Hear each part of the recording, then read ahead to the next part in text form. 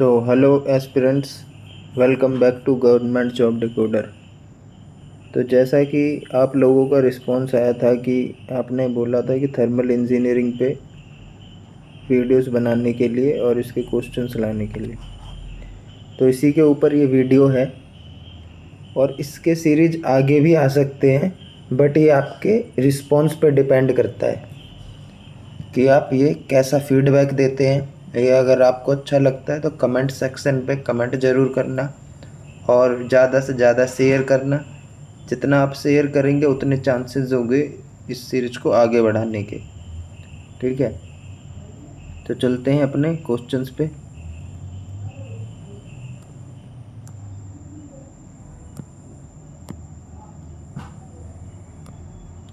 First question है हमारा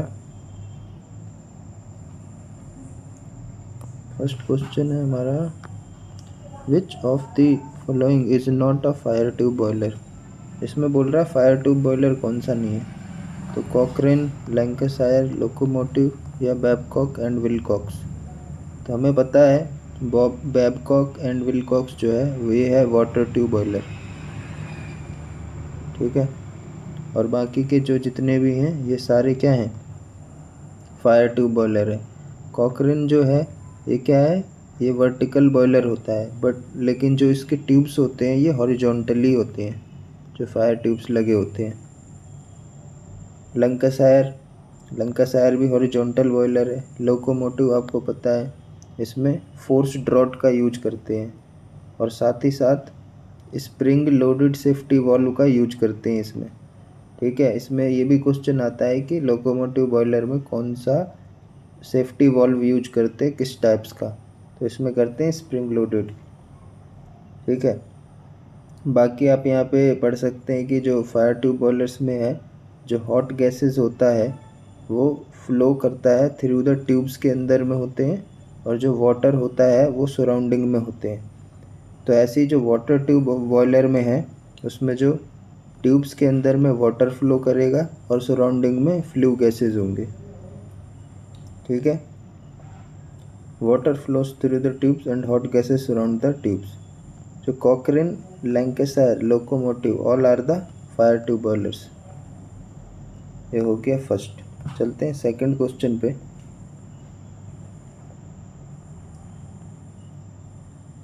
second question है हमारा which of the following is not a valid classification of boiler. ठीक है, मतलब हम जो बॉयलर को है किस तरीके से क्लासीफाई कर सकते हैं। तो फर्स्ट है forced circulation and natural circulation. तो ये आप में पता है कि फोर्स्ड सर्कुलेशन भी होता है, नेचुरल सर्कुलेशन भी होता है। जितने भी मोस्टली आपके होते हैं फायर ट्यूब बॉयलर वो नेचुरल सर्कुलेशन के ही अंडर में आते हैं, और जितने भी वाटर ट्यूब बॉयलर होते हैं वो भी वो आते हैं फोर्स्ड सर्कुलेशन में। बस जो नेचुरल सर्कुलेशन में है एक ही बॉयलर नहीं आता, वो है Babcock and Wilcox boiler. Okay, बाकी high pressure and low pressure इससे भी करते हैं, फिर स्टेशनरी एंड पोर्टेबल इससे भी करते हैं, और चौथा है single fired and double fired. तो ये नहीं होता है। मोस्टली जो हम क्लासिफाइड करते हैं वो होता है इंटरनली फायर्ड या तो externally fired on the basis of firing. There is no such classification as single and double fired. चलते हैं अपने थर्ड क्वेश्चन पे।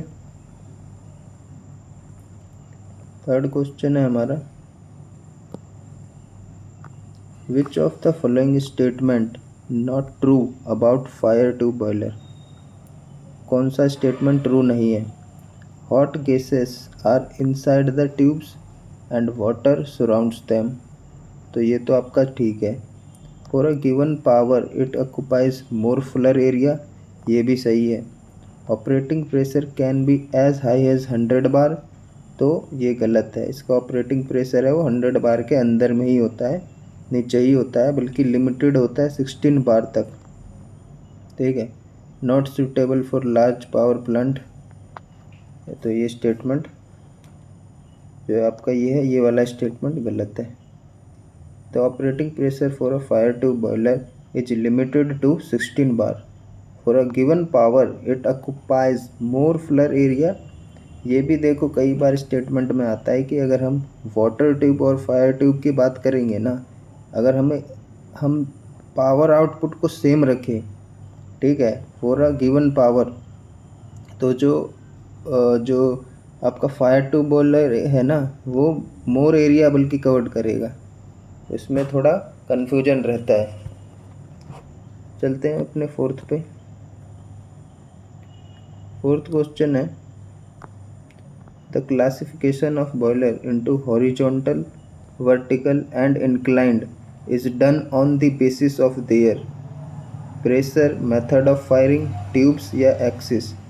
तो ये हम करते हैं किससे, एक्सिस पे, है ना भाई, समझ गए। तो boilers are classified as high and low pressure boiler on the basis of pressure, ठीक है, internally fired and externally fired on the basis of firing, water tube and fire tube on the basis of relative position of hot gases and water, and as a horizontal, vertical and inclined on the basis of their axis। तो अगर इसकी बात करें horizontal, vertical, inclined की, तो वो होता है एक्सिस पे डिपेंड, ठीक है। बाकी अगर प्रेशर की बात करें तो प्रेशर में बता ही दिया है कि प्रेशर पे होता है हाई एंड लो, और on the method of firing में होता है हमारा इंटरनली एंड एक्सटर्नली फायर्ड, ठीक है। और ट्यूब्स की बात करें तो water tube and fire tube में होता है, और वो आपके डिपेंड करता है relative position of hot gas और वाटर पे। चलते हैं नेक्स्ट पे।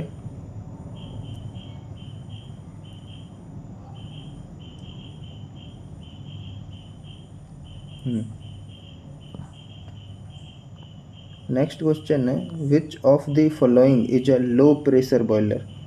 लो प्रेशर बॉयलर कौन सा है इसमें से। फर्स्ट है Babcock and Wilcox, Benson, Lancashire या लेमोंट। तो लो प्रेशर बॉयलर की बात किया गया है इसमें। तो इसमें सबसे पहले तो देखो कि फायर ट्यूब कौन सा है। फायर ट्यूब देखो एक ही मिल रहा है हमें, लैंकाशायर, बाकी सारे के सारे जो है वाटर ट्यूब है। अगर सभी वाटर ट्यूब होते, ठीक है, तो उसमें जो बैबकॉक एंड विलकॉक्स है इसका सबसे कम प्रेशर रहता है। तो इसका आंसर है Lancashire. Boilers with production of steam below 80 bar of pressure are called low pressure boiler, ठीक है। और लैंकाशायर मतलब जिस बॉयलर का प्रेशर या प्रोडक्शन ऑफ स्टीम होगा वो 80 बार के नीचे होगा तो उसको बोलेंगे लो प्रेशर, और ये क्या है, लो प्रेशर बॉयलर है। चलते हैं नेक्स्ट क्वेश्चन पे। नेक्स्ट है हमारा, which of the following statement is false about boiler. कौन सा फॉल्स स्टेटमेंट है। Portable boilers are also called as mobile boilers. तो ये तो पहली गलत हो गया, नहीं, जो स्टेटमेंट फॉल्स बोला है ना, portable boilers are also called as mobile boiler, तो ये तो ठीक है। जो मोबाइल बॉयलर है वो क्या है, वो कहीं पे भी जा सकता है, एक स्थान से दूसरे स्थान पे, पोर्टेबल है वो। Lamont boiler is a forced circulation type of boiler, तो ये भी ठीक है। ये फायर ट्यूब बॉयलर होता है और फोर्स्ड सर्कुलेशन होता है इसमें। कॉकरेन boiler is a high pressure boiler, ये है आपका गलत, ये फायर ट्यूब बॉयलर है और ये क्या है, लो प्रेशर बॉयलर है। Horizontal boilers occupies more space, जाहिर सी बात है भाई, जो हॉरिजॉन्टल है वो क्या है, स्पेस ज़्यादा ऑक्यूपाई करेगा कंपैरिजन टू वर्टिकल के। चलते हैं नेक्स्ट क्वेश्चन पे।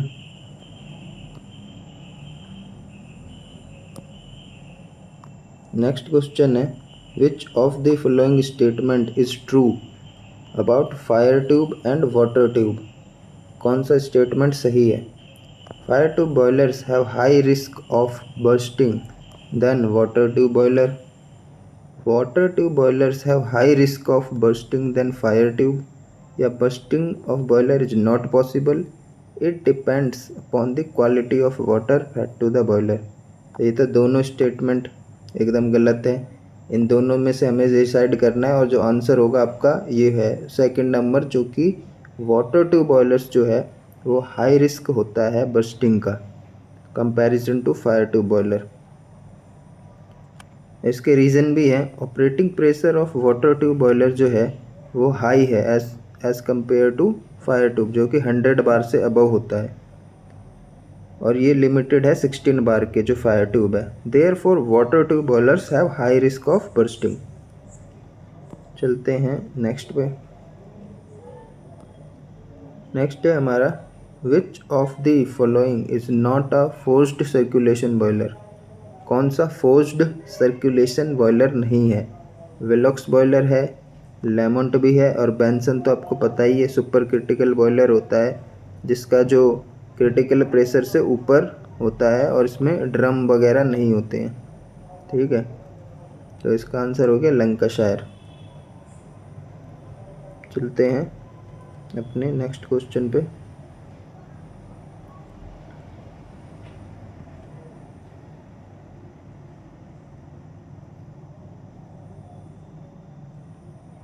नेक्स्ट क्वेश्चन है हमारा which of the following is not a true about Babcock and Wilcox boiler. तो ये वाटर ट्यूब बॉयलर है, हमें पता है, एक्सटर्नली फायर्ड होता है, हाई प्रेशर बॉयलर भी कह सकते हैं। ठीक है, लेकिन इधर देखो डी जो स्टेटमेंट है, सिंगल ट्यूब्स नहीं होते हैं, बहुत सारे ट्यूब्स होते हैं और इंक्लाइंड होते हैं इस तरीके से। ठीक है, is an externally fired high pressure water tube boiler, also a multi tube boiler. It has multiple tubes for the flow of water. ठीक है, चलते हैं अपने नेक्स्ट क्वेश्चन जो है हमारा वो है which of the following is a single tube boiler. Single tube boiler कौन सा है इसमें? कॉर्निस, लंकाशायर, बेंसन, कॉकरेन, चारों में से कौन सा है सिंगल ट्यूब बॉयलर की बात बोला है इसने? तो सिंगल ट्यूब हमें पता है कॉर्निस बॉयलर होता है, आई बात समझ में। बेंसन, लंकाशायर, इसमें एक से ज़्यादा ट्यूब्स होते हैं, दो से ज़्यादा होते हैं। Benson boiler high pressure boiler है, मल्टी ट्यूब बॉयलर है। कॉकरेन भी हमें पता है वर्टिकल बॉयलर होता है, बट इसके जो ट्यूब्स होते हैं वो हॉरिजॉन्टली अरेंज्ड होते हैं। कॉर्निस हो गया इसका आंसर। चलते हैं नेक्स्ट पे।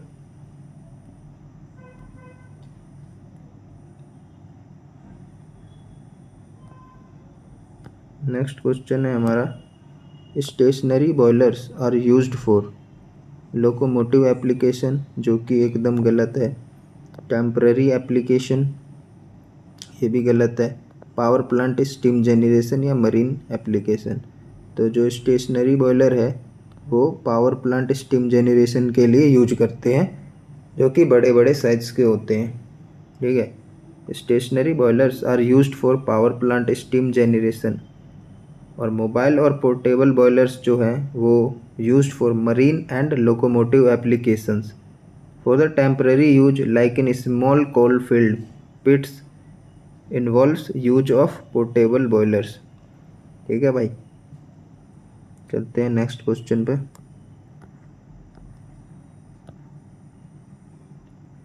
नेक्स्ट है हमारा which of the following factors is not considered while selecting boilers.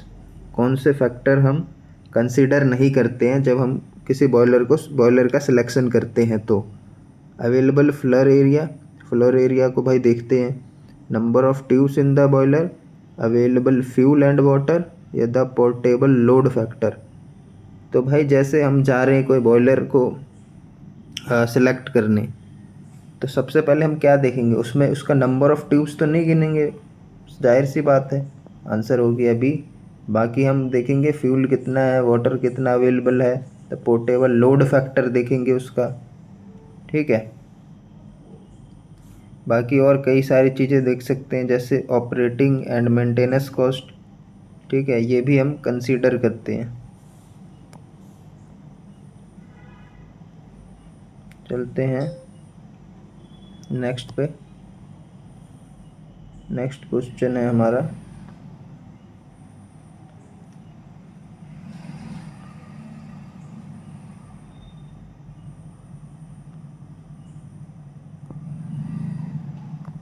बात करते हैं इसमें the general law for the expansion और कॉम्प्रेशन ऑफ गैसेस। तो हमें पता है ये होता है पीवी की power n equal to constant. जो n की है ये वैल्यू वेरी करेगी। ये देखो यहाँ पे हम देख सकते हैं,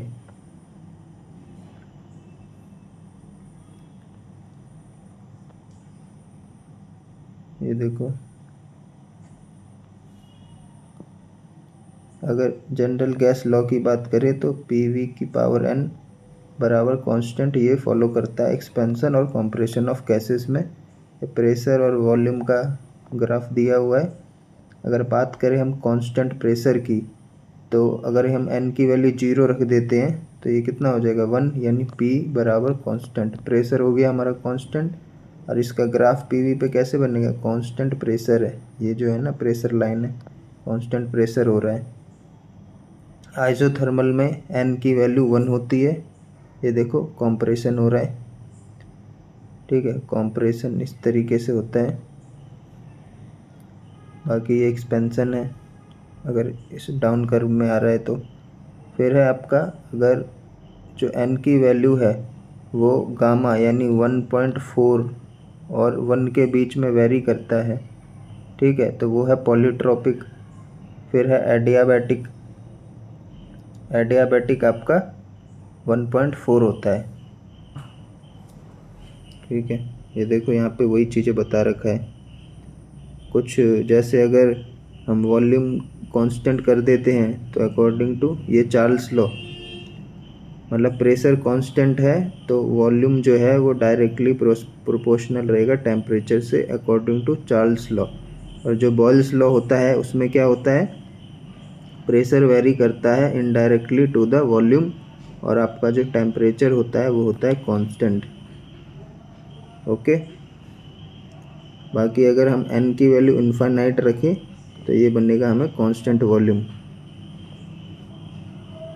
चलिए चलते हैं नेक्स्ट क्वेश्चन पे।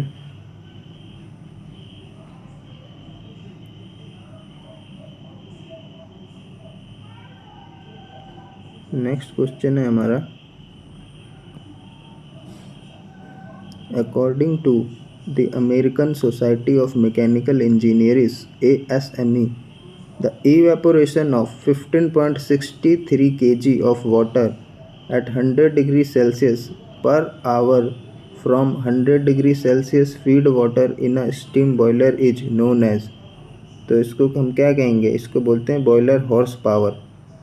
ये ASME के अकॉर्डिंग डिफाइंड है, ठीक है, कि अगर इवेपोरेशन हो रहा है 15.63 kg ऑफ वाटर का 100 डिग्री सेल्सियस में पर घंटे from 100 degree Celsius feed water in a steam boiler, ठीक है, 100 डिग्री सेल्सियस फीड वाटर हमें मिल रहा है और उससे हो रहा है पर घंटे इतना kg of amount of evaporate हो रहा है, तो उसको बोलते हैं बॉयलर हॉर्स पावर, ठीक है। बाकी आप इधर समझ सकते हैं, जो according to the ASME the boiler power is defined as boiler power equivalent evaporation from and at 100 degree Celsius per hour upon में 21.296। तो इस तरीके से भी कर सकते हैं हम ये फाइन। और जो ASME के अकॉर्डिंग दिया हुआ है कि 100 डिग्री सेल्सियस पर घंटे में from 100 degree Celsius feed water मिल रहा है स्टीम बॉयलर में, और जिससे हम इवेपोरेशन कर रहे हैं पर इतना kg ऑफ अमाउंट, उसको बोलते हैं बॉयलर हॉर्स पावर। चलते हैं नेक्स्ट क्वेश्चन पे। नेक्स्ट क्वेश्चन देखो, बोला है कि विच of the following is not a type of steam separator. Steam separator कौन सा नहीं है, इम्पैक्ट और baffle type, reverse current type, centrifugal type या रेसिप्रोकेटिंग टाइप। तो जो रेसिप्रोकेटिंग टाइप है ये कोई सा स्टीम सेपरेटर का टाइप नहीं है। बाकी इम्पैक्ट और बैफल, रिवर्स्ड और सेंट्रीफ्यूगल है, ये सारे स्टीम सेपरेटर हैं। और स्टीम सेपरेटर का काम क्या होता है, जो बॉयलर से डायरेक्टली जा रहा है ना टरबाइन में, टरबाइन में जो स्टीम जाता है तो उस स्टीम में हमें वो जो वाटर पार्टिकल्स होते हैं उसको हटाने का काम करता है ये स्टीम सेपरेटर। आई बात समझ में, उसको बोलते हैं स्टीम सेपरेटर। बाकी इसको आप और समझ सकते हैं। देखो इधर मैंने इसके बारे में और डिटेल में बता रखा है। देखो स्टीम सेपरेटर क्या है?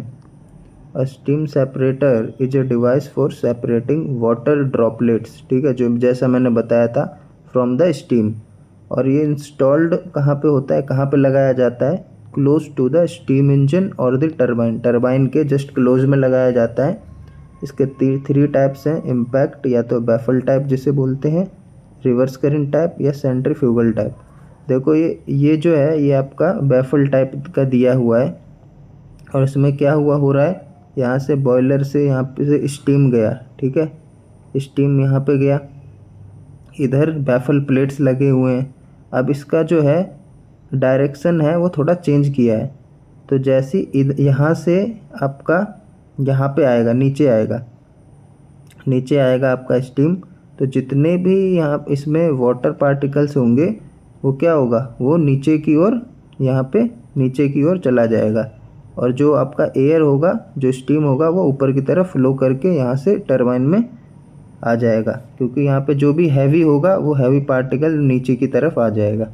बाकी ये वाटर गेज लगा होता है इस तरफ, ये ड्रेन कॉक है, जितना भी ये कलेक्टेड होगा वाटर ड्रॉपलेट्स उसको हम ड्रेन कर सकते हैं। और ये बैफल प्लेट की जो दे रखा है इधर डायरेक्शन को चेंज करने के लिए, अब वही यहाँ पे बता रखा है कि ये बैफल टाइप का स्टीम सेपरेटर है।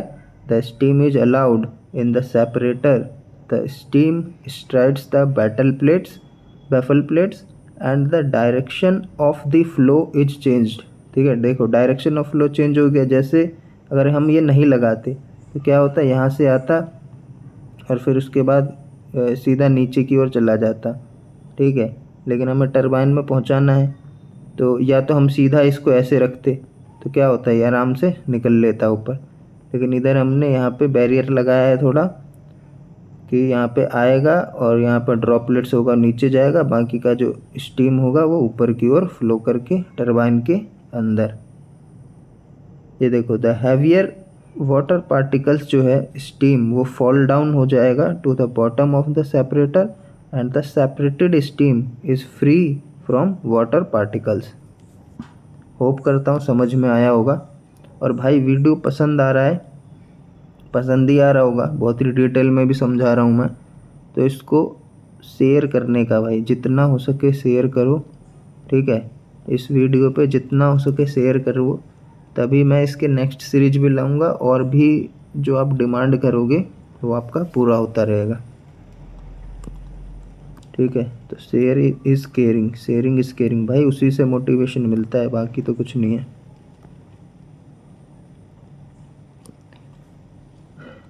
नेक्स्ट क्वेश्चन है which of the following is a water tube boiler. तो ये हमें पता है, इसमें बैबकॉक एंड विलकॉक्स बॉयलर जो है वो वाटर ट्यूब बॉयलर है। बाकी आप क्लासिफिकेशन देखोगे तो यहाँ पे देख लो, इस टेबल से आपका पूरा क्लियर हो जाएगा।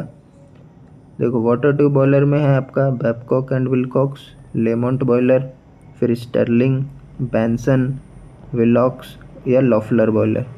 और जो फायर ट्यूब बॉयलर है उसमें है आपका कॉकरेन, कॉर्निश, लैंकाशायर, लोकोमोटिव, ठीक है। चलते हैं नेक्स्ट क्वेश्चन पे।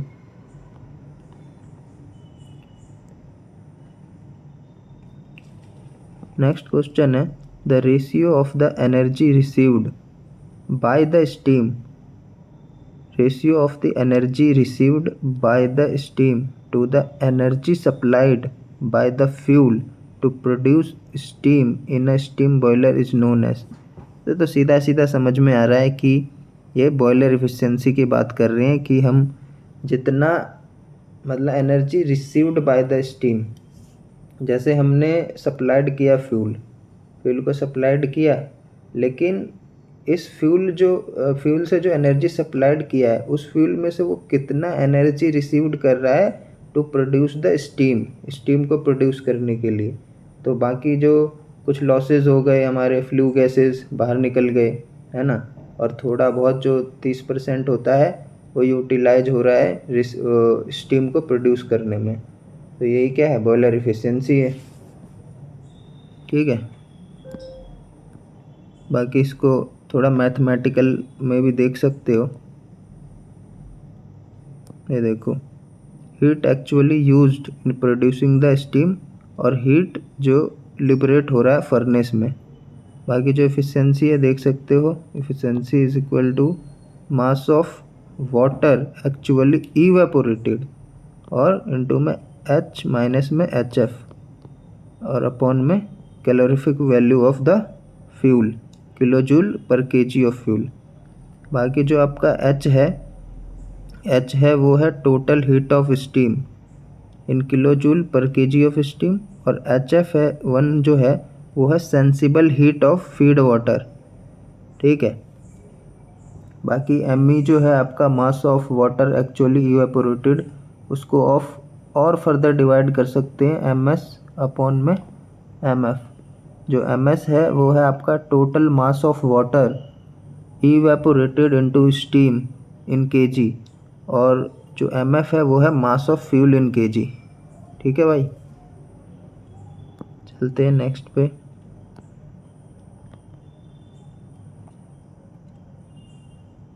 नेक्स्ट है, एक मिनट, नेक्स्ट पे चलते हैं। ये देखो,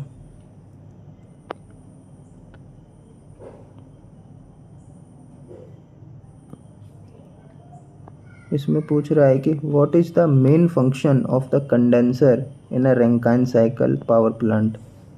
तो कंडेंसर का क्या फंक्शन होता है? To increase the efficiency of the cycle, to increase the temperature of cooling water, to decrease the efficiency of the cycle, या to condense the steam till it transforms into saturated liquid. तो आपका D option है, simple सा है। एक ऐसा device होता है दैट कन्वर्ट्स द जो लो प्रेशर, ये देखो जो लो प्रेशर आ रहा है ना स्टीम, इसको क्या करता है, ट्रांसफॉर्म कर देता है वाटर में, फ्रॉम द इनटू वाटर। और हम कह सकते हैं कि condenses the steam which comes from the turbine into water at a very low pressure, ठीक है। यहाँ से आया, यहाँ पे कंडेंस, यहाँ से टरबाइन से आया और यहाँ पे कंडेंस कर दिया इसको वाटर फॉर्म्स में एट अ लो प्रेशर। फिर ये पंप में गया, पंप इसको पंपिंग करके फिर ये बॉयलर में जाएगा, बॉयलर में स्टीम फॉर्मेशन होगा, फिर स्टीम जो टरबाइन के ब्लेड को स्ट्राइक करेगा, ये रोटेट होगा और यहाँ से जो डायनेमो होगा वो कन्वर्ट करेगा, जो कि जनरेटर से है, जनरेटर प्रोड्यूस करेगा इलेक्ट्रिसिटी।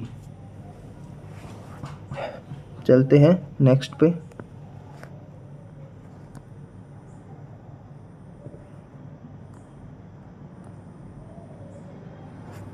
नेक्स्ट क्वेश्चन है, latent heat of vaporisation is not. Next मतलब कि गलत ही स्टेटमेंट हमें इसमें छांटना है।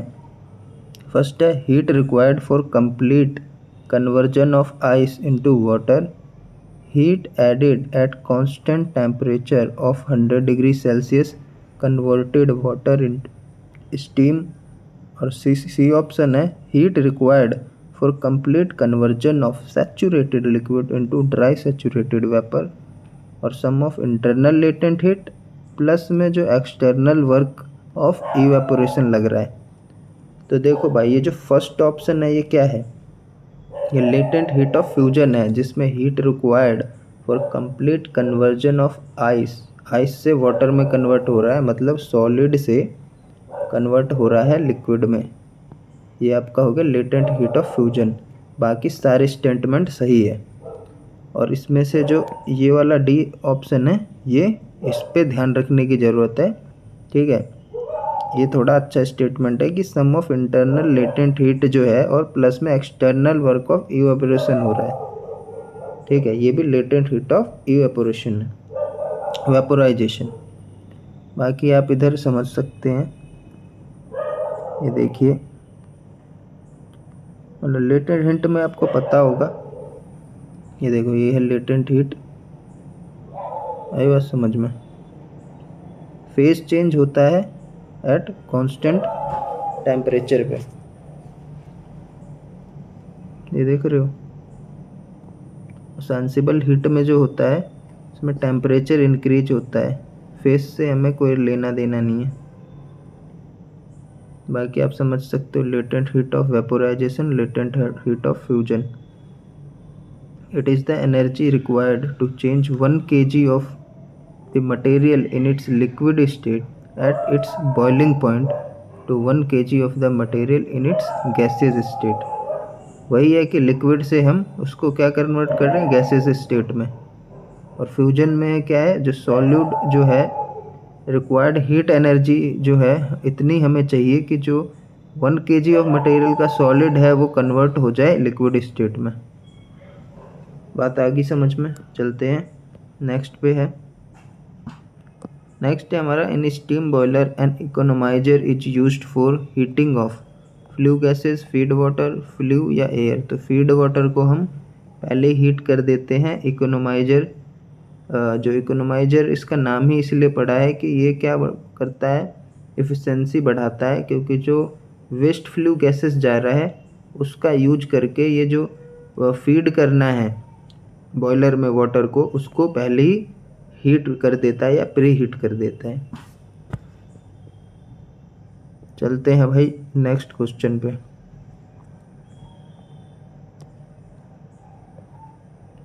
नेक्स्ट है हमारा,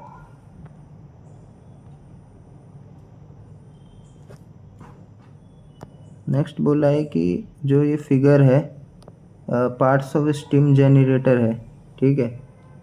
ये स्टीम इनलेट है, ये स्टीम आउटलेट है। ये पूछा गया है कि क्या है ये, फीड चेक वाल्व है, ब्लो ऑफ कॉक है, स्टीम स्टॉप वाल्व है या सेफ्टी वाल्व है। तो ये क्या है, ये स्टीम स्टॉप वाल्व है। स्टीम इनलेट इधर गया, स्टीम आउटलेट गया, स्टीम को स्टॉप करना होता है, ये इसको रोटेट होता है ये, और ये यहीं पे क्लोज कर देगा। The given figure shows the steam stop valve of a steam generator. और ये स्टीम स्टॉप वाल्व क्या होता है, माउंटिंग होता है, जो सेफ्टी के लिए यूज करते हैं जितने भी माउंटिंग्स होते हैं, ठीक है। ये जितने भी हैं ये सब माउंटिंग्स है, फीड चेक वाल्व हो, चाहे ब्लो ऑफ कॉक हो, safety valve, steam stop valve. और जो एक्सेसरीज यूज करते हैं हम, वो होता है आपका एफिशिएंसी इंक्रीज करने के लिए, air pre heater, economiser, super heater. बाकी अलग अलग और माउंटिंग देख सकते हैं, वाटर लेवल इंडिकेटर होता है, फीड चेक वाल्व होता है, प्रेशर गेज होता है।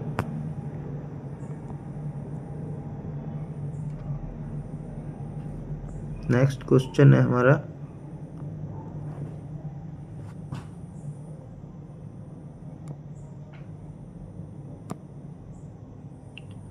कि जो आपका विच of the following statement, which of the following statement is incorrect about Benson boiler के बारे में हमें गलत स्टेटमेंट बताना है। जो बेंसन बॉयलर है वो heavier than other boilers. Benson boilers can be switched on very quickly. In Benson boiler drums are not used. The average operating pressure for the Benson boiler is higher than 200 bar. तो ये वाला statement और ये दोनों, ये तो clear हो गया होगा। बात करते हैं can be switched on very quickly, तो ये भी करेक्ट है। बाकी जो ऐसा कोई सीन नहीं है कि जो बेंसन बॉयलर है वो हैवियर होता है अदर बॉयलर से, ठीक है भाई। बल्कि ये तो और कम हल्का होगा, एक्सेसरीज कम हो जाती है इसकी। देखो बेंसन बॉयलर के बारे में अगर आपको और देखना है तो ये इधर देख सकते हो।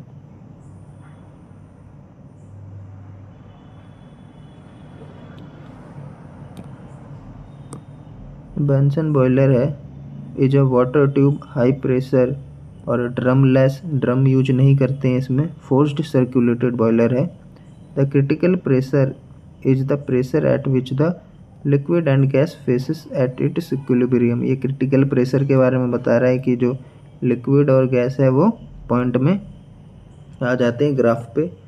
इन this boiler the water enters the boiler at just above the critical pressure, so it suddenly converts into steam without generating air bubbles, ठीक है।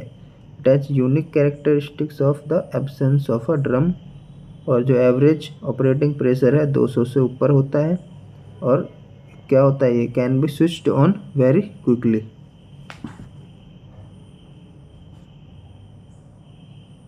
चलते हैं नेक्स्ट क्वेश्चन भाई। नेक्स्ट क्वेश्चन बोल रहा है कि विच of the following is not a merit of dead weight safety valve, gives satisfactory performance during operation, simplicity of design, suitable for high pressure boiler, it is good choice for low pressure vessel। तो भाई high pressure के लिए हम spring loaded safety valve का basically use करते हैं, तो ये आपका हो जाएगा गलत स्टेटमेंट। बाकी इसके आप मेरिट वगैरह पढ़ सकते हैं, इधर क्या करता है वही सब चीज़ें बता रखा है जो ऊपर है। और good choice for low pressure vessel. Safety value क्या है, the function of safety value is to release excess. Safety valve के बारे में बताया गया है, क्या है ये, सेफ्टी वाल्व का जब एक्सेस प्रेशर होता है तो उसको रिलीज करने का काम है, जैसे हमारे प्रेशर कुकर में होता है ना, तो सेफ्टी वाल्व ही होता है। Steam when the pressure of steam is inside the boiler exceeds the rated pressure. बाकी आप सेफ्टी वाल्व के टाइप्स देख सकते हैं, ये आपके टाइप्स हैं dead weight, lever safety valve, spring loaded safety valve और high steam and low water safety valve. ये इंपॉर्टेंट रहेगा, क्लासिफिकेशन में भी आ जाता है कि इसमें से कौन सा सेफ्टी वाल्व नहीं है, तो ये भी ध्यान रखना।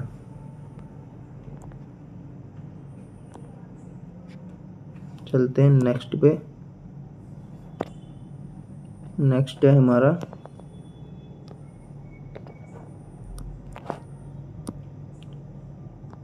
What is the unit of measurement of actual evaporation in steam boiler, meter cube per KG, KG या केजी ऑफ वाटर इवेपोरेटेड और केजी फ्यूल बर्न्ड, और केजी फ्यूल बर्न्ड या केजी ऑफ वाटर इवेपोरेटेड।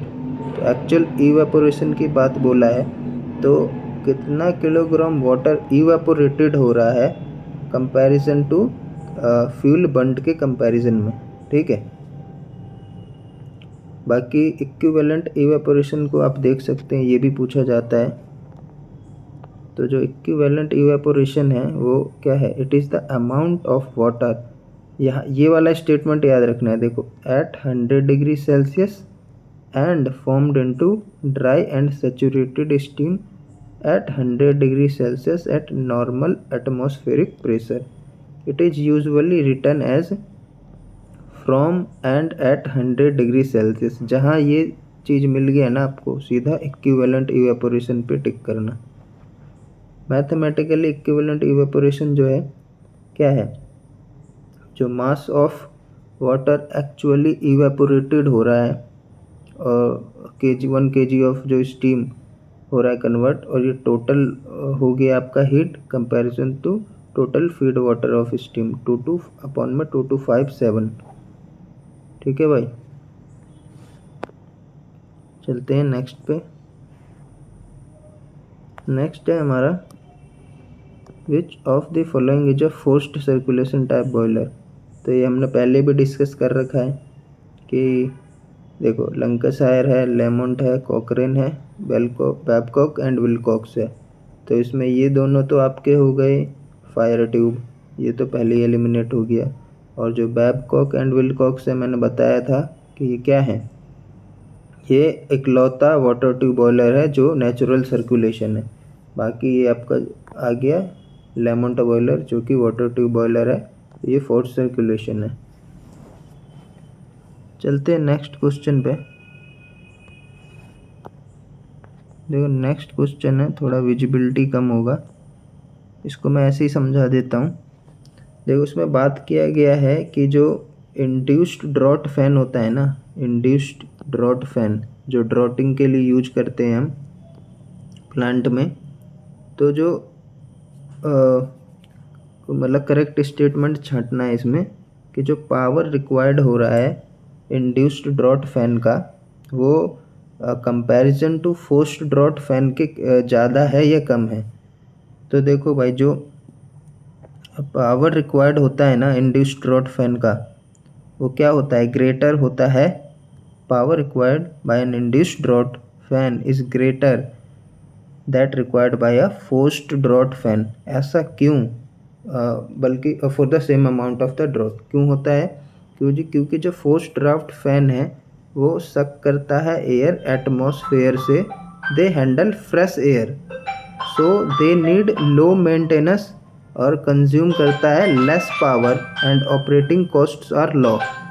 ठीक है, सो इसीलिए उसको maintenance जो है वो लो लगता है, क्योंकि वो जस्ट सक कर रहा है एटमॉस्फेयर से। आई बात समझ में?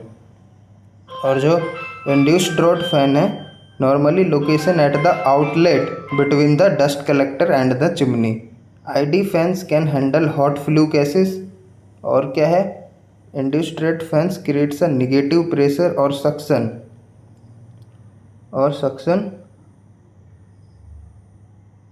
एक मिनट और suction to the discharge the gases out after the combustion from the furnace.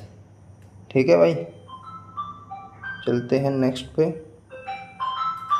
Next है हमारा कि in the boiler mounting the blow off cock is fitted at near the steam supply line, the middle of the boiler shell, the bottom of the boiler shell या the top of the boiler shell. तो जो boiler mounting of blow off cock होता है वो bottom of the boiler होता है। In the boiler mounting blow off fitted at the bottom of the boiler cell. Blow off Kock क्या होता है? ये ब्लो ऑफ कॉक हेल्प्स करता है drain out the water periodically from the boiler, तो इसीलिए इसको क्या है नीचे लगाया जाता है।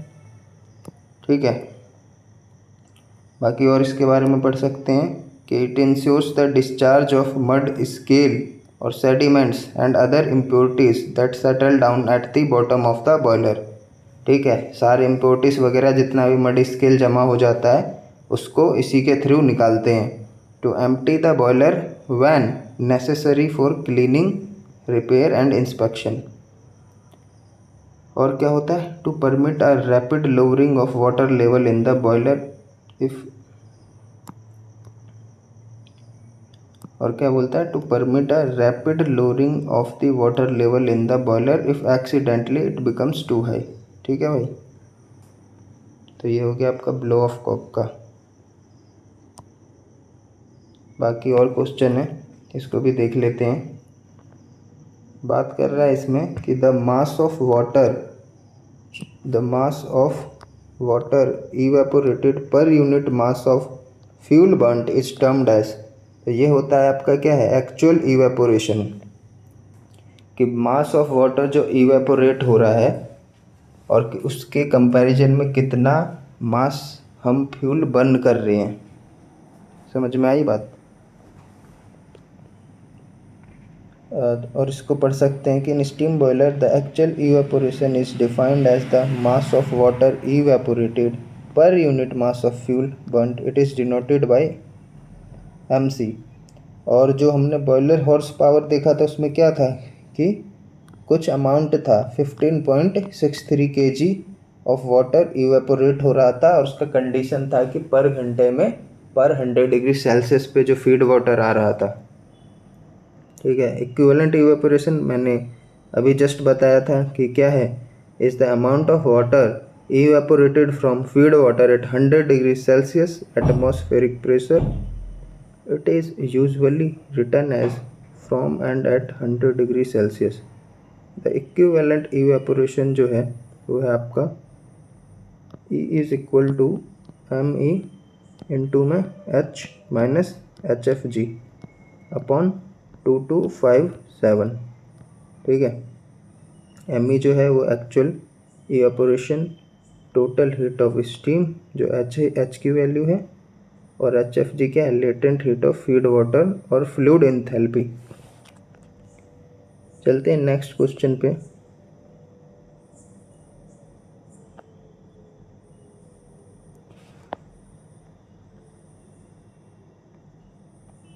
नेक्स्ट है हमारा the mass of flu is same at inlet and outlet in case of, किस में होता है? ये होता है स्टेडी फ्लो प्रोसेस में।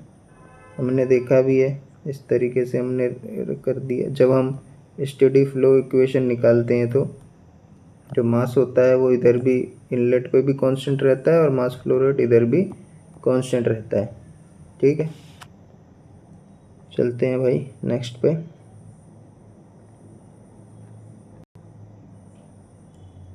इसमें पूछ रहा है कि in a mechanical draught system draught is produced by, तो वो किससे प्रोड्यूस करते हैं? चिमनी से करते हैं, ब्लोअर से करते हैं, पंप से करते हैं, या चेन ग्रेट स्ट्रोक से करते हैं? तो मैकेनिकल ड्रॉट सिस्टम होता है वो ब्लोअर से करते हैं, और दो टाइप्स के होते हैं इसमें, इंड्यूस्ड ड्रॉट और फोर्स्ड ड्रॉट। ठीक है, जो फोर्स्ड ड्रॉट होता है वो एयर लेता है, एटमॉस्फेरिक एयर, और वो फर्नेस पे भेजता है उसको।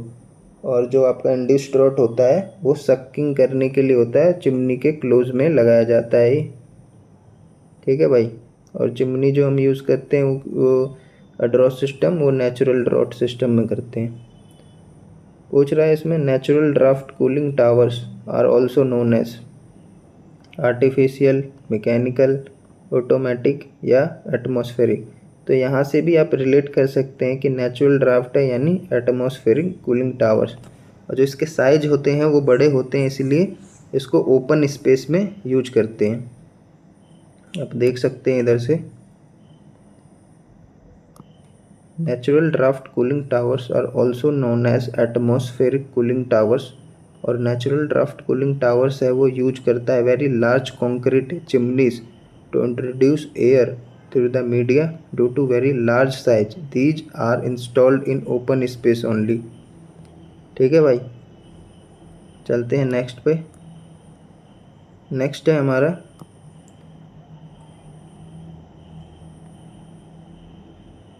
नेक्स्ट क्वेश्चन है, in the context of work done of a turbine the power developed by the runner depends on which of the following parameter. ठीक है, स्टीम टर्बाइन की बात कर रहा है इसमें कि जो पावर डेवलप्ड हो रहा है रनर से वो कौन से फॉलोइंग पैरामीटर पर डिपेंड करता है? तो ब्लेड वेलोसिटी है, velocity at the exit of draft tube, वल वेलोसिटी ओनली, या वल एंड ब्लेड वेलोसिटी बोथ। तो ये बोथ पे डिपेंड करता है, वल वेलोसिटी एंड आपका जो ब्लेड वेलोसिटी है दोनों पे। ठीक है, रनर पावर आपको देख सकते हैं क्या होता है, वर्क डन अपॉन में टाइम, वर्क डन अपॉन में टाइम। और रनर पावर हम निकालते हैं, ये देखो वर्ल पावर का इनलेट और आउटलेट, ये वर्ल वेलोसिटी हो गया, ब्लेड वेलोसिटी हो गया। बाकी हाइड्रोलिक एफिशिएंसी निकालना है तो आप ऐसे निकाल सकते हैं, VW U1 plus VW2U2 upon में GH नेट, जो H है नेट है, नेट हेड। चलते हैं अपने नेक्स्ट क्वेश्चन पे। नेक्स्ट है देखो न्यूमेरिकल है एक, तो ये लास्ट क्वेश्चन रहेगा आज की वीडियो का, इसको देखो और सॉल्व करो। इम्पल्स टर्बाइन है, 100 RPM पे रन कर रहा है और नेट हेड आपको दे रखा है इतना 600 metre. If the discharge through the nozzle is, discharge भी दे रखा है 1.1 मीटर क्यूब पर सेकेंड का, then what will be the power available at the nozzle. तो आपको पावर का सिंपल सा फॉर्मूला पता है कि रो क्यू जी एच होता है, आप जस्ट इसकी वैल्यू पुट कर दो, इससे हमें कोई लेना देना नहीं है। रो आपका हो जाएगा कितना 1000, वाटर की बात है तो, और क्यू है ये आपको 0.1 दिया हुआ है, जी आपका एक्सीलरेशन ड्यू टू ग्रेविटी है जो कि 10 लेना है, और एच आपको दिया हुआ है। तो आपका आंसर आ जाएगा 600 किलोवाट। ये देखो इधर सॉल्व हो रखा है। तो आज के लिए बस इतना ही, वीडियो भी लंबा हो गया है भाई। और हाँ, एक चीज़ है कि आप इसको बताइए कि कैसा लगा, फीडबैक दीजिए कमेंट सेक्शन में, ताकि मैं ये ऐसी सीरीज और लेके आ पाऊँ। ठीक है, ये मतलब जो भी आपके एग्ज़ाम से आने वाले सभी के लिए इम्पोर्टेंट है, और बहुत ही अच्छे अच्छे क्वेश्चंस लिए हैं मैंने, जिसमें थोड़ा बहुत मैं आपको डाउट भी होगा और डिटेल में एक्सप्लेन किया है। तो वीडियो अगर पसंद आया तो भाई लाइक करो और कमेंट ज़रूर करना। ठीक है, इसी से पता पड़ता है कि कैसा लग रहा है, कमेंट नहीं करते हो। और फिर साथ में शेयर ज़रूर करना भाई, क्योंकि क्या है, शेयरिंग इज़ केयरिंग। ठीक है, तो चलते हैं आज के लिए। धन्यवाद, थैंक यू।